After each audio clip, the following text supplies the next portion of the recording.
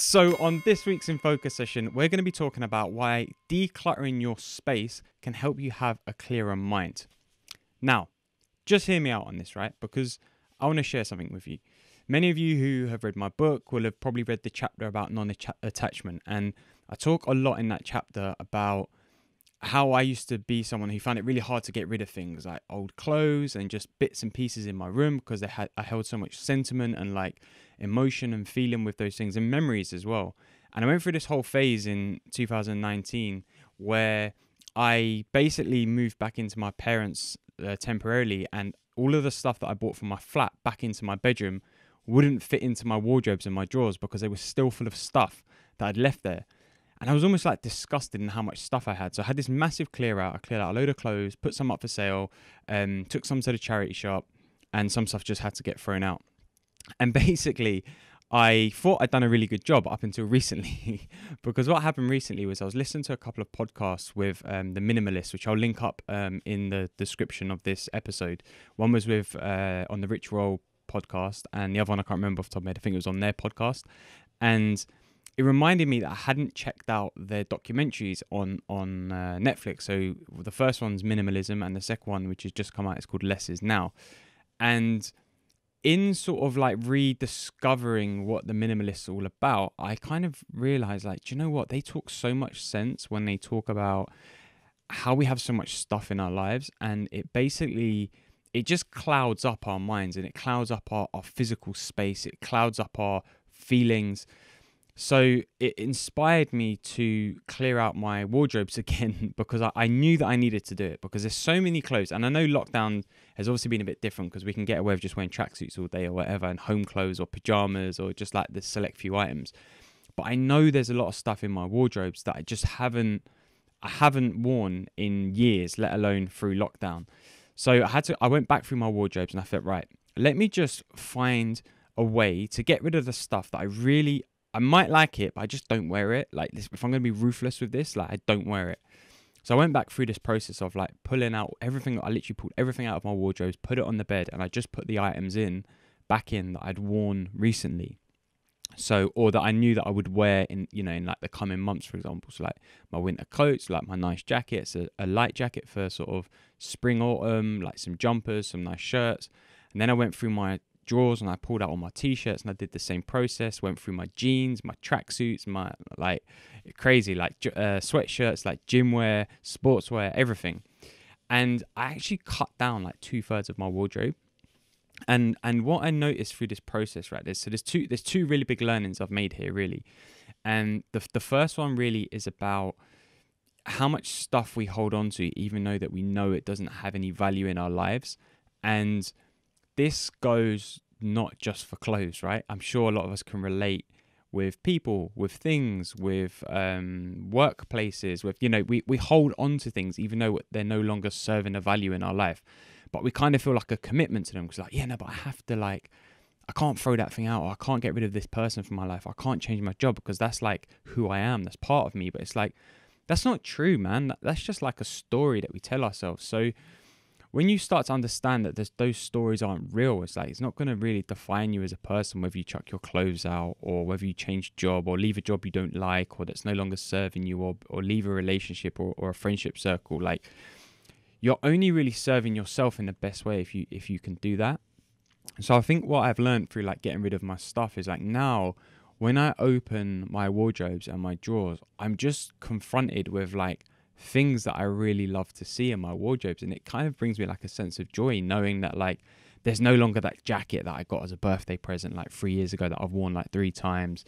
There's no longer like that pair of trainers that have been in the cupboard for like 2 years that I've worn like a few times. Like, just all of this stuff, because obviously as life goes on, your taste changes, your values change, and particularly like a lot of my values with like where I get my clothes from, how I buy them, am I getting use out of them? If not, then can that item be sold to someone who will love it? Can it be given to charity, to go to people who are less fortunate and can actually get some decent use out of it and stuff like that? And I think it's really made me question different areas of my life in terms of like what's actually bringing me value here. And the second thing that I wanted to kind of discuss that I've learned really is this idea of like why we actually always feel the need for more anyway. And for me, this isn't necessarily just items of clothing, because I've actually cut down my buying quite a lot over the years. Like I can't really remember the last time I bought anything, unless I bought one t-shirt a few months ago just to support like a small independent brand that I saw that I quite liked and wanted to back them. And it kind of comes more into play for me in terms of like other areas of my life of like always wanting more, right? So the one thing that comes to mind is like this idea of always wanting to learn, because obviously like a big part of what I do through the podcast with coaching is to always expand my knowledge, right? Because the more knowledge and the more wisdom I can kind of take on for myself and then put into action in my life, the more I can use that to then share with you guys and to share with my clients, right? So I'm always on this like hamster wheel of wanting more. And one of the things that I've realized that I do is that I love listening to podcasts and I love reading books, but I'm almost like in a rush to listen to them or read them. And I go through books almost like they're like, you know, sweets in a way, or snacks. It's like you have it and then you don't fully appreciate what you've taken from the book because you're so busy just trying to get through it. And like the book I'm reading at the minute, I realize that I haven't really taken any of it on board. And part of it's because I feel like a lot of it I already kind of know and can relate to. But that doesn't mean I can't take more learnings from it. But I'm too busy trying to like read to the end of the book so that I can read another book that I think is going to bring me more value. And I think there's something inherently wrong with that as an attitude, right? Because all it's doing is telling you like you haven't got enough, or you aren't complete as you are, right? And I think that's a big mistake, because really we are complete. Really, yes, we always want to experience growth, but we are complete as we are. So one of the things that I've kind of decided that I want to do moving forward, especially this year, is to get myself out of this attitude of like always wanting to listen to the next new podcast, always wanting to read the next book, always wanting to watch the next documentary, and actually just sit back and go, all right, so what are the podcast episodes? What are the documentaries? What are the books that really impacted me when I listened to them, watched them, or read them first time round? And the decision that I've come to is that there are lots. So I want to go through them. I want to like go back on them and take more learnings, because one of the coaches I've been doing some work with, he's a famous coach, Steve Chandler. I've been doing a course of his, and he always says once for information, twice for transformation. And what he means by that is that when you watch something, read something, or listen to something the first time, you're taking it in for the information that's in that thing, right? But when you listen to it, watch it, or read it the second time, you're actually doing it more intentionally, because you already know the learnings in the book. You already know the information that's in the book. But second time round, what you're doing is you're helping deepen the roots of those learnings, of that information in your own mind, which is then helping you to create transformation. Hence, once for information, twice for transformation. So what I've said to myself for this year is like, okay, well, here's what I want to do. For every new book that I read this year, because I've already read like 4 new books this year, and it's like I'm like thinking back, like, have I actually taken in the learnings properly from those books? So for every new book that I read this year, I want to reread a book that really impacted me the first time round. And what I mean by that is I want to go back to the books that I know have had a huge impact on my life, right? So books like The Power of Now, The Celestine Prophecy. I could list loads, like loads of Krishnamurti's books. Like there's so many books I've read that have really impacted me in that moment. And I want to go back to them and revisit them and really take on board the learnings for a second time to really inform that transformation in my life, right? To really inform the transformation from the learnings and the information that's in the book. Because remember, once for information, twice for transformation. And I think that's going to serve me really powerfully, because now moving forward, not only am I, deepening those roots, as I said, of those learnings, but the transformation that's going to come off the back of that is not only going to serve me as a human and serve me as a person and my own growth and my own development, right? But that's going to then help me to really instill those learnings and share those learnings with people I work with, or you guys who listen to the podcast, or people who come across my content online on Instagram or TikTok or whatever, right? I'm just really helping cement those learnings and helping to reshare those learnings through my own experience. And it's like, if I'm taking those learnings on more for myself, then I'm just really cementing them in my mind.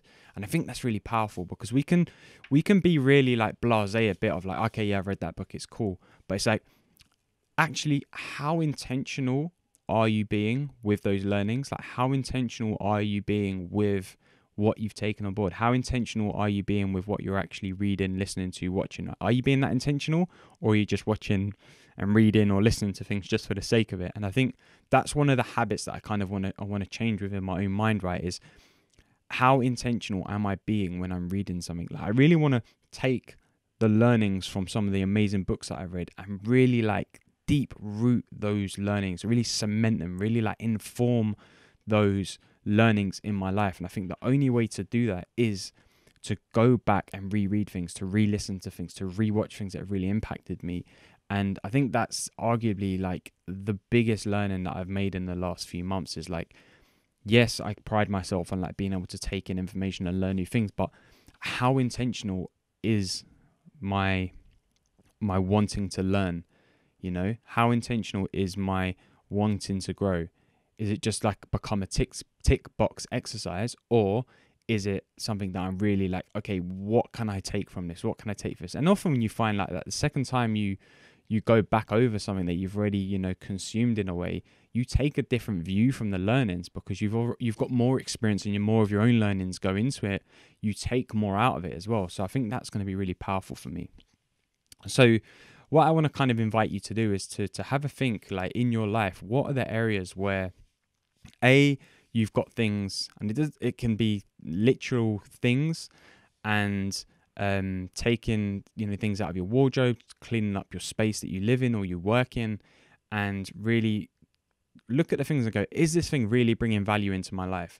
I want you to question that. And then the second thing I'd like to invite you to do is think about how intentional you're being with your learning. Like, ask yourself, why have I read this book? What have I got from this book? Could I get more from this book? Could I get more from this podcast episode?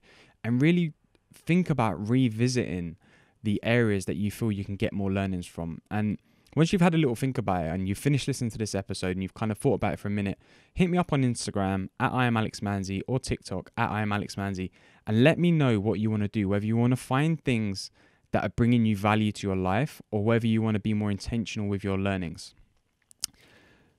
So I hope that this episode has been helpful for you. Like, it's definitely some learnings I've made that I wanted to share with you guys. If this has been a helpful episode, then be sure to hit subscribe wherever you're listening, and also leave a review, because it helps other people find the podcast. And also, like, I started this podcast because I wanted to inspire people to make a positive change in their life. And you can really be a part of that by sharing this with someone who you think is really going to benefit from hearing this episode today, sending them a link, sending them a screenshot. Like I said, you can really be a part of that circle of helping people to grow and learn and create that transformation in their life by sharing that episode with someone. So thanks for listening. Thank you for your time. I will see you for the next episode, and I look forward to hearing from you.